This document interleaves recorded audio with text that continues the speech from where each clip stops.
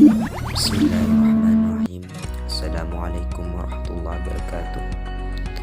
Alhamdulillahirrabbilalamin. Wassalatu wassalamu ala asrafil anbiya wal mursalin wa ala alihi wa sahbihi ila yaumiddin. Perkenalkan, nama saya Muhammad Fajrul Falah. Dalam kesempatan ini, dalam video kali ini, saya sedikit akan membahas tentang prinsip-prinsip metodologi yang biasa kalian temui dalam maku filsafat ilmu. Mari kita bahas bersama. Yang pertama adalah pengertian metodologi. Metodologi berasal dari bahasa Yunani, yaitu metodos, yang berarti penelitian. Metode ilmiah bisa juga hipotesis atau uraian ulang. Sedangkan menurut istilah, metodologi adalah ilmu yang belajar tentang metode-metode.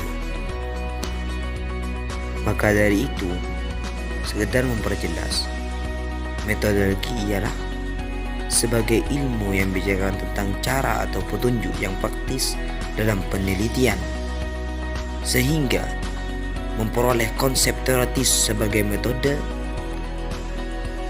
tentang dasar filsafat dari ilmu metode penelitian. Kemudian yang kedua adalah unsur-unsur metodologi. Sebagaimana yang telah dirumuskan oleh Anton Becker dan Ahmad Zubair dalam buku Metodologi Penelitian Filsafat 1904, antara lain sebagai berikut. Adapun yang pertama yaitu interpretasi.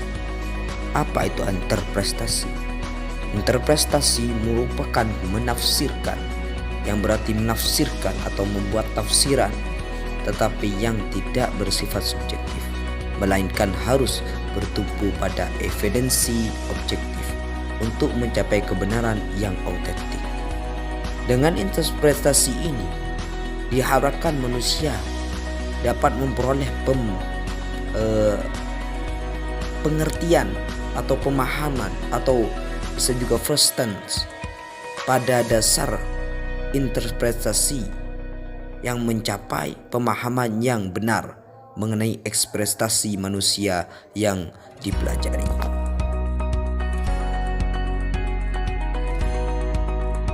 Yang kedua yaitu induksi dan deduksi.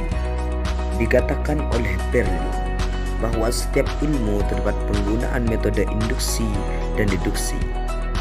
Menurut pengertian siklus empiris, siklus empiris meliputi beberapa tahapan, yakni observasi, induksi, deduksi, dan kajian, eksperimentasi, dan evaluasi.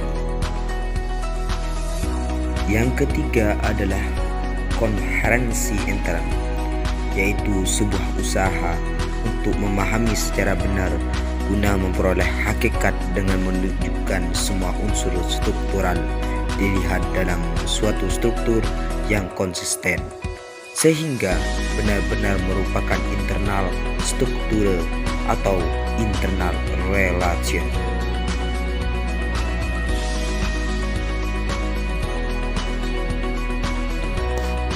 Yang keempat adalah holistis, yaitu suatu tinjauan secara lebih untuk mencapai kebenaran secara utuh, yang mana objek ini bisa dilihat dari interaksi dengan seluruh kenyataan. Identitas objek ini akan terlihat bila ada korelasi dan komunikasi dengan lingkungannya.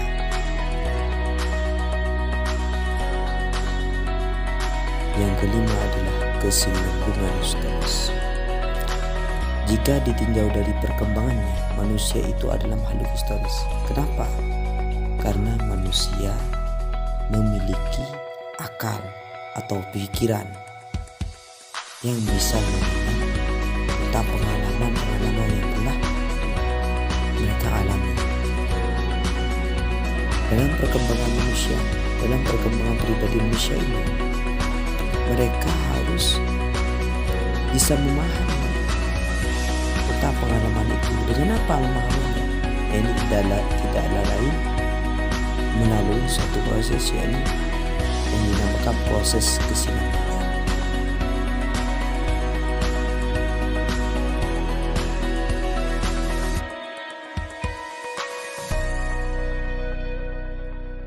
Yang keenam yaitu idealisasi. Idealisasi merupakan suatu proses untuk membuat ide. Artinya, upaya ini digunakan dalam sebuah penelitian ialah untuk memperoleh hasil yang sempurna atau yang memuaskan bagi peneliti.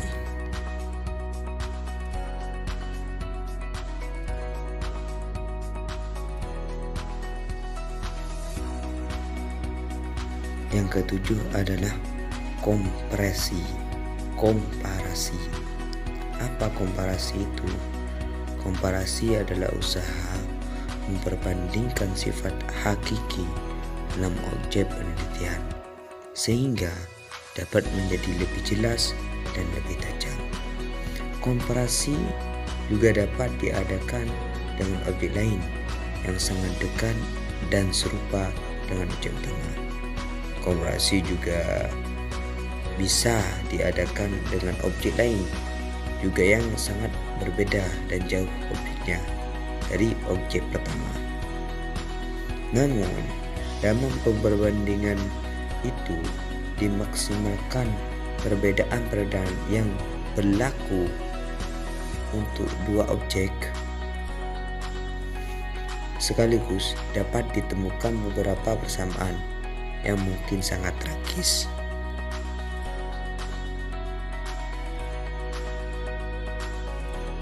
Delapan, heuristika. Heuristika adalah suatu metode untuk menemukan jalan baru secara ilmiah sebagai bentuk pencegahan atau bentuk usaha untuk memecahkan masalah. Dalam heuristika ini memang benar-benar dapat mengatur terjadinya pembaruan ilmiah dan sekurang-kurangnya dapat memberikan kaidah yang mengacu pada penelitian itu sendiri. Yang kesembilan adalah analogikal.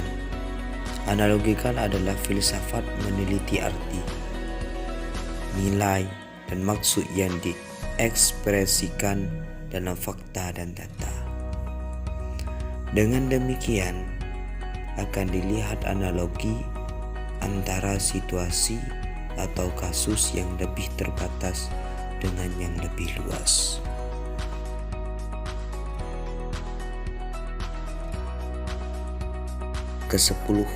Yang ke-10 yakni deskripsi, yakni seluruh hasil penelitian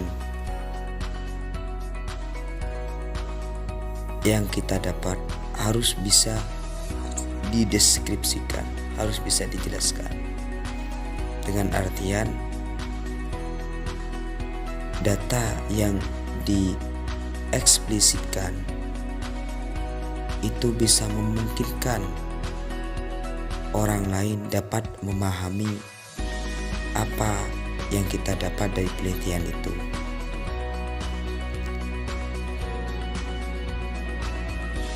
Pertanyaannya adalah, mengapa kita harus mempelajari metodologi ini? Karena metodologi ini merupakan hal yang mengkaji tentang perihal urutan-urutan langkah-langkah agar pemikiran atau agar pengetahuan yang dimiliki oleh kita memenuhi persyaratan dalam ciri-ciri ilmiah. Dengan apa kita melengkapi ciri-ciri ilmiah itu? Yakni dengan unsur-unsur metodologi tadi yang telah saya bahas depan. Seperti yang pertama yaitu interpretasi, indukasi dan deduksi, koherensi intern, holistis, kesinambungan historis, dan sebagainya.